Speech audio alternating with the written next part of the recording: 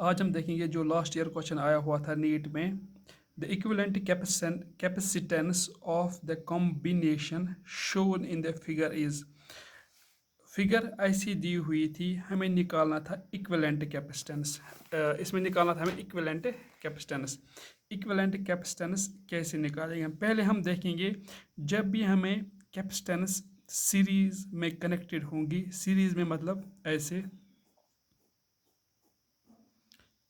C1 C2, तो net capacitance किसके बराबर होती है? जब कैपेसिटेंस सीरीज में होती है तो इक्विवेलेंट रेजिस्टेंस C इक्विवेलेंट होता है बराबर 1/C1 + 1/C2। और अगर हम यही कैपेसिटेंस पैरेलल में कनेक्टेड होंगी, वो कैसे होंगे? ऐसे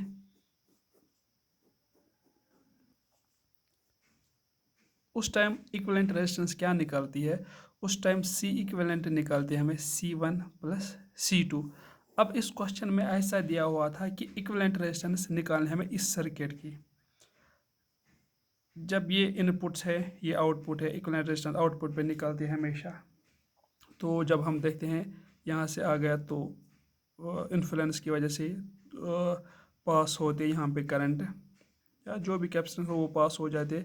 लेकिन जब यहाँ पे पहुँचते हैं, यहाँ पे दो नोड्स बनते हैं, यहाँ से भी वही आया, यहाँ से भी वही आया, तो नेट कैपेसिटेंस यहाँ पे 0 बन जाता है, तो सीधी यहाँ से चलती है। दैट मीन्स तो हमें कुछ इस तरह से सर्किट बन जाता है। यहाँ पे जब 0 आ जाती है तो हमें सर्किट इस तरह से बन जाता है,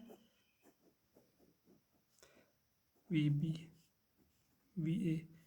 नेट इक्विवेलेंट कैपेसिटेंस जो यहाँ पे हमें मिलती है, ये भी C है, ये भी C है। एज वी नो, जब कैपेसिटेंस सीरीज में पैरेलल में कनेक्टेड होती है तो C इक्विवेलेंट क्या निकलता है हमें? C + C, that is net equivalent capacitance by these two capacitances C equivalent is called 2C। ये लास्ट ईयर क्वेश्चन आया हुआ था। इस तरह दूसरा क्वेश्चन आया हुआ था लास्ट ईयर, वो रेजिस्टेंस पे बेसिस था।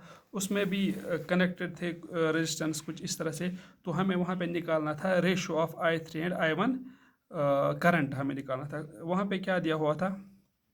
एक सर्किट बनाया हुआ था कुछ इस तरह से, दो रेजिस्टेंसेस पैरेलल में थी, एक तो सीरीज में थी। इसमें अगर ये पॉइंट B है, ये पॉइंट A है, यहाँ से सप्लाई आ जाती है I1 करंट, ये है R1 रेजिस्टेंस, ये है R2 रेजिस्टेंस, ये स्प्लिट हो जाता है I2 और I3 में, और ये है R3 रेजिस्टेंस। तो निकालना था हमें I3/I1, ये हमें निकालना था इस वाले क्वेश्चन में।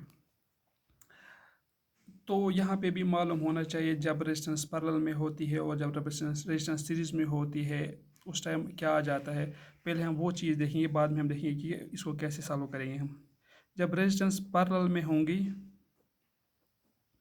तो ये सिंपली उसका उल्टा है।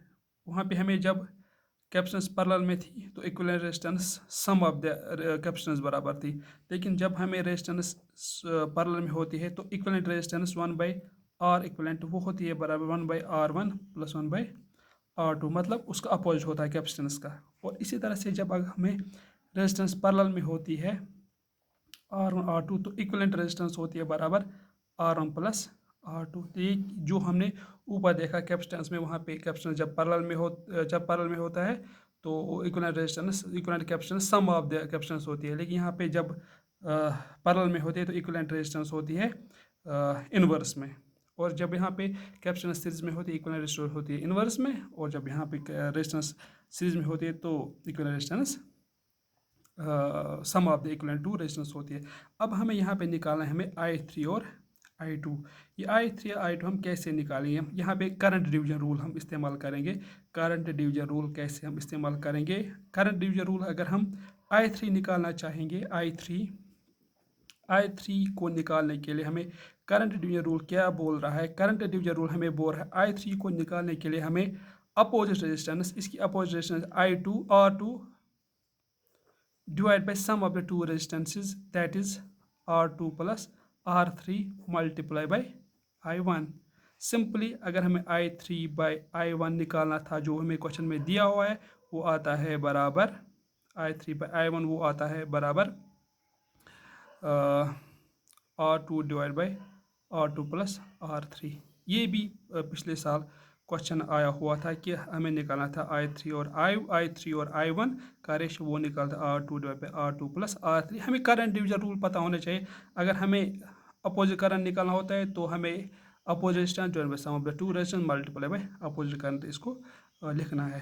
होपफुली आपको ये दो क्वेश्चन समझ में आए होंगे जो पिछले साल आए हुए थे कैपेसिटेंस पे और रेजिस्टेंस पे। Thank you.